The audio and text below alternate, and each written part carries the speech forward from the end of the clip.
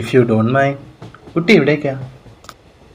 അയ്യോ, നോക്കി പഠിപ്പിക്കില്ലേ? കുറേ നേരമായില്ലേ ഇങ്ങനെ അഭിമുഖമായിരിക്കുന്നു. താൻ വല്ലാത്ത വിഷമത്തിലാണെന്ന് തോന്നുന്നു. താനെന്താ നാട്ടിലൂടെ വിഷമം തീർക്കാൻ നടക്കുവാണോ? എടോ, താൻ എന്തിനാണോ ഇങ്ങനെ കിടന്ന് ചൂടാവണേ? ഏകദേശം 2 മണിക്കൂറൊക്കെ ആയില്ലേ നമ്മൾ ഈ യാത്ര തുടങ്ങിയിട്ട്. അപ്പോൾ എന്തെങ്കിലുമൊക്കെ ഒന്ന് മിണ്ടിയും പറഞ്ഞിരിക്കാമെന്ന് ഞാൻ വിചാരിച്ചു. അയ്യോ, ഞാൻ വിട്ടു.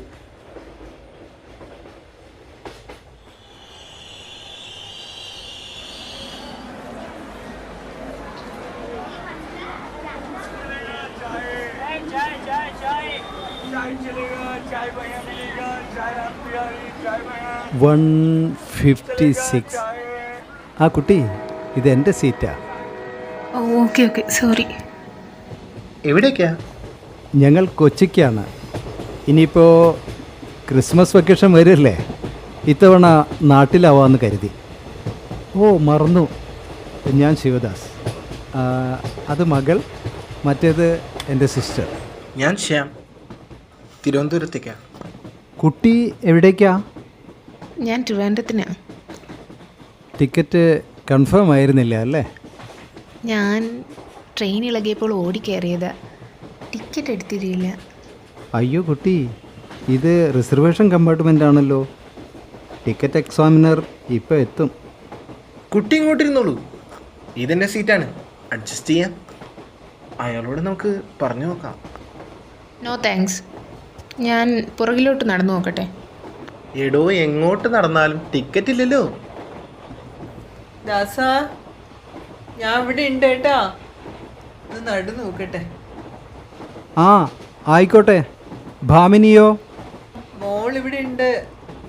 ശ്യാം, ഇനി എത്ര മണിക്കൂറുണ്ടാവും യാത്ര? നാളെ ഒരു 11 മണിയോടെ എറണാകുളം സൗത്തിലെത്തും. ഏട്ടൻ്റെ ജോലി എവിടെയാണോ?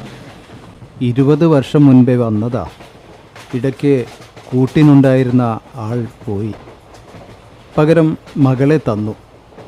അന്നു മുതൽ ചേച്ചി എൻ്റെ ഒപ്പമാ. ഓ, അത് ശരി. ആ കുട്ടി, അടുത്ത സ്റ്റേഷനിൽ ഒരു 5 മിനിറ്റ് ഉണ്ടാവും. ഞാൻ പോയി തനിക്കൊരു ടിക്കറ്റ് എടുത്തിട്ട് വരാം. അയ്യോ വേണ്ട വേണ്ട, ഞാൻ പോയി എടുത്തോളാം. കുട്ടി പോകുന്നത് റിസ്ക്കാണ്. ടിക്കറ്റ് കൗണ്ടറിൻ്റെ അടുത്തല്ല നമ്മുടെ പ്ലാറ്റ്ഫോം. ഇതിപ്പോൾ 6ാമത്തെ പ്ലാറ്റ്ഫോമിലിട്ടേ നിർത്തുക. ഈ കുട്ടി എന്തൊരു ബോറിങ്ങാ. എടോ, പേര് പറയേ. I am Charulata. ചാരുലത? ശേ, ഇത്രയും മനോഹരമായ പേരാണോ താൻ പറയാണ്ടിരുന്നത്? Charulata, okay okay. ശ്യാം എവിടെയാ ജോലി ചെയ്യുന്നത്? ആ, ഞാൻ TCSലാണ്. അല്ല, ആയിരുന്നു. എന്തു പറ്റി, ജോലി പോയോ? പുതിയ ചാറിന് എന്നെ ഇഷ്ടപ്പെട്ടില്ല. അയ്യോ, ആ കുട്ടി എങ്ങോട്ട് പോയി? നമ്മുടെ ചാരുലത കണ്ടില്ല, ഇവിടെ ഉണ്ടായിരുന്നല്ലോ. ആ കുട്ടിക്ക് എന്തോ ഒരു കുഴപ്പമുണ്ട്, മനസ്സ് ശരിയല്ല തോന്നുന്നു. മകളോടൊന്ന് പറയാമോ? ഇനി ബാത്റൂമിലോ മറ്റോ. ഞാൻ നോക്കാം. അല്ല വേണ്ട, ഞാൻ പോയി നോക്കാം.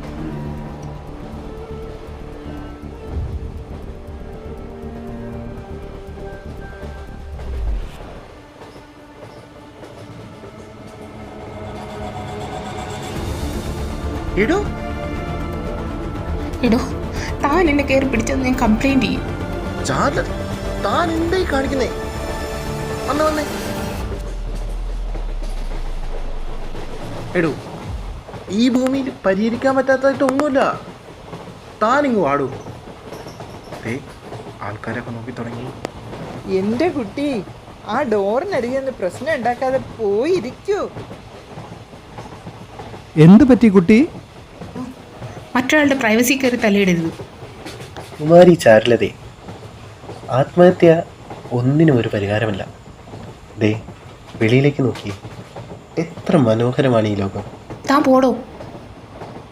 മോളെ, നിൻ്റെ കാര്യങ്ങളൊന്നും എനിക്കറിയില്ല, പക്ഷേ ഒന്ന് പറയാം, മരണം ഒന്നിൻ്റെയും അവസാന വാക്കല്ല. എന്തു പറ്റി മോൾക്ക്? എൻ്റെ ബാമയ്ക്ക് നിൻ്റെ പ്രായമേ ഉള്ളൂ. എടോ, ഒരു 10 മിനിറ്റ് കഴിഞ്ഞ് താൻ ട്രെയിൻ നിർത്തി ചാടിക്കും. പിന്നെ അല്ല എടോ, അങ്ങനെ നോക്കുകയാണെങ്കിൽ 2 തവണ ചാകേണ്ട ആളാണ് ഞാൻ. അമ്മയെ മറ്റന്നാൾ ഹോസ്പിറ്റലിൽ കൊണ്ടാണ്. എൻ്റെ കയ്യിലാണെങ്കിൽ 10 പൈസ ഇല്ല. അനിയത്തി ഒരു ലിസ്റ്റ് തന്നിട്ടുണ്ട്. വീട്ടിൽ ചെന്ന് കയറുമ്പോൾ എന്ത് പറയുന്ന ഒരിക്കലും ഐഡിയയില്ല.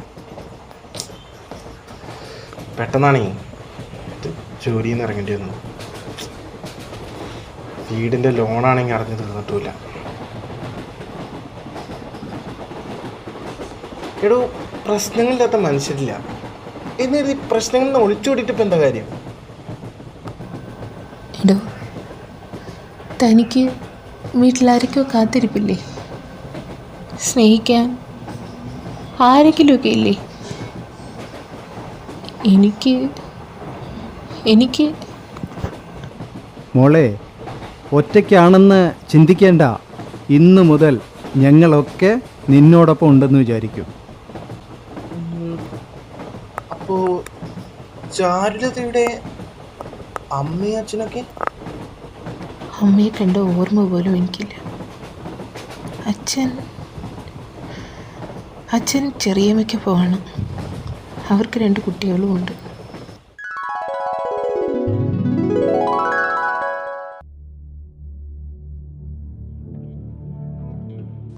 ഓ, ഏത് നേരത്താണോ നിങ്ങളെ കെട്ടാൻ തോന്നിയത്? ചാവയില്ല, കട്ടിൽ ഒഴിയയില്ല. ഓ ഈശ്വരാ, എൻ്റെ ഒരു വിധി. 1 മാസത്തോളം ആയല്ലുള്ളൂ ഞാൻ കിടപ്പിലായിട്ട്.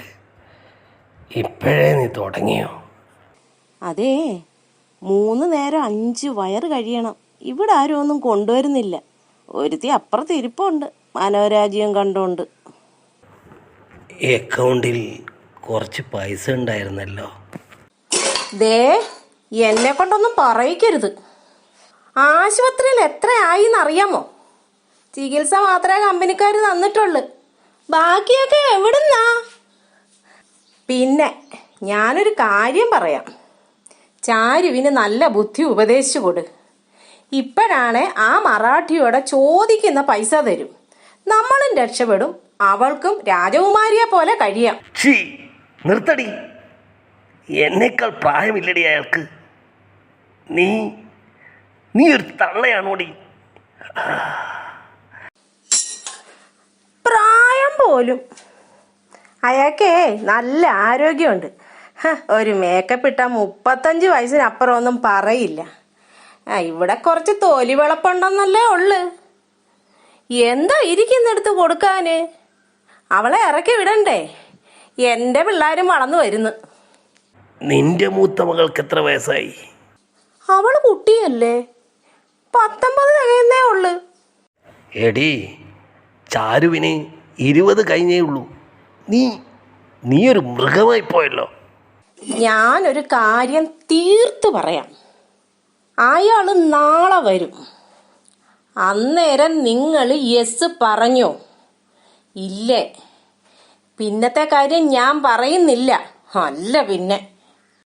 അച്ഛ ഞാൻ എന്തെങ്കിലും ജോലിക്ക് പൊക്കോളാം. എൻ്റെ മോളെ,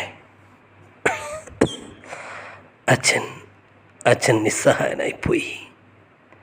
രണ്ടാമതൊരു വിവാഹം അത് വേണ്ടായിരുന്നു. മോളച്ഛനോട് ക്ഷമിക്കില്ലേ? മോളച്ഛനോട് ക്ഷമിക്കണം. അച്ഛ, അയാൾക്ക് ഇനി വിവാഹം കഴിക്കാനൊന്നുമല്ല.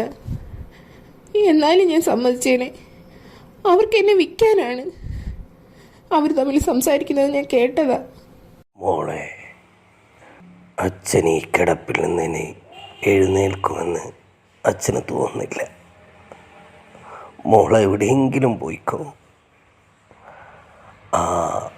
തിരുവനന്തപുരത്തൊരു അപ്പച്ചിയുണ്ട് മോൾക്ക്, ദാക്ഷായണി എന്നാ പേര്.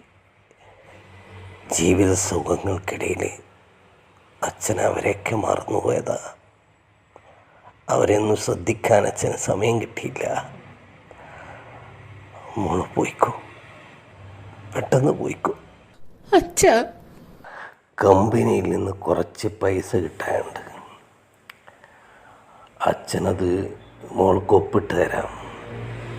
മോൾ അവിടെ ചെന്ന് എന്താണോ കിട്ടുന്നത് അത് കിട്ടുന്നതും കൊണ്ട് രക്ഷപ്പെട്ടോളും.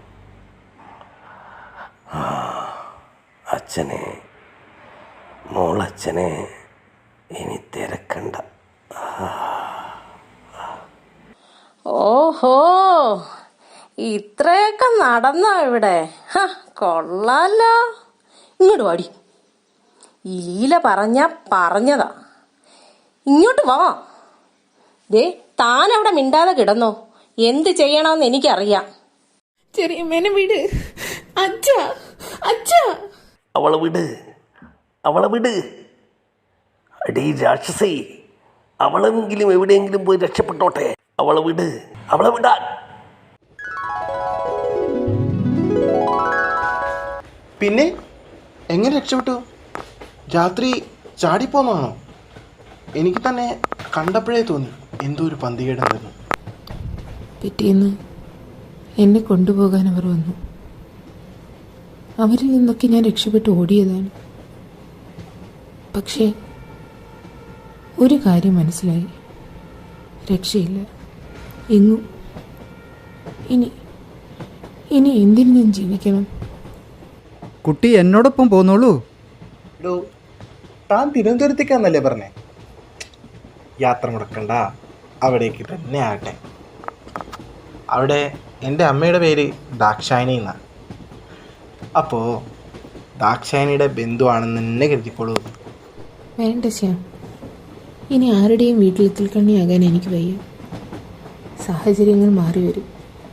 നാളെ ശ്യാമിന് ഞാനൊരു ഭാരമാകും. വേണ്ട, ഒന്നും വേണ്ട. മോളെ ചാരു, എൻ്റെ നമ്പർ തരാം. തിരുവനന്തപുരത്ത് എത്തിയാൽ ഉടൻ വിളിക്കൂ. എനിക്കവിടെ ചില കോണ്ടാക്ട്സൊക്കെ ഉണ്ട്. ഒരു ജോലി തരപ്പെടുത്താൻ ഞാൻ വിചാരിച്ചാൽ പറ്റും. അത് വളരെയധികം നന്ദിയുണ്ട്. എൻ്റെ ഈ സന്തോഷം എങ്ങനെ പറഞ്ഞറിയിക്കണമെന്ന് എനിക്കറിയില്ല. സ്വന്തം കാലിൽ നിൽക്കണമെന്ന് തന്നെയാണ് എൻ്റെയും ആഗ്രഹം. ആരുടെയും കണ്ണിൽ കരടാവാൻ എനിക്ക് വയ്യ. ചാരു, തൻ്റെ തീരുമാനം നല്ലതാണ്. സ്വന്തം കാലിൽ നിൽക്കുമ്പോഴാണ് പെണ്ണിനൊരു വ്യക്തിത്വം എല്ലാം ഉണ്ടാവുന്നത് എന്ന് കരുതി നേരത്തെ എടുത്ത പോലുള്ള ആത്മഹത്യാ തീരുമാനങ്ങളൊന്നും എടുത്തു കളരുത് കേട്ടോ. അങ്കിൾ, ശ്യാം, ഈ യാത്ര തുടങ്ങുമ്പോൾ എനിക്ക് സത്യത്തിലൊരു ലക്ഷ്യമുണ്ടായിരുന്നില്ല. ഇപ്പോൾ എവിടെയോ ഒരു വിളക്ക് തെളിഞ്ഞ പോലെ.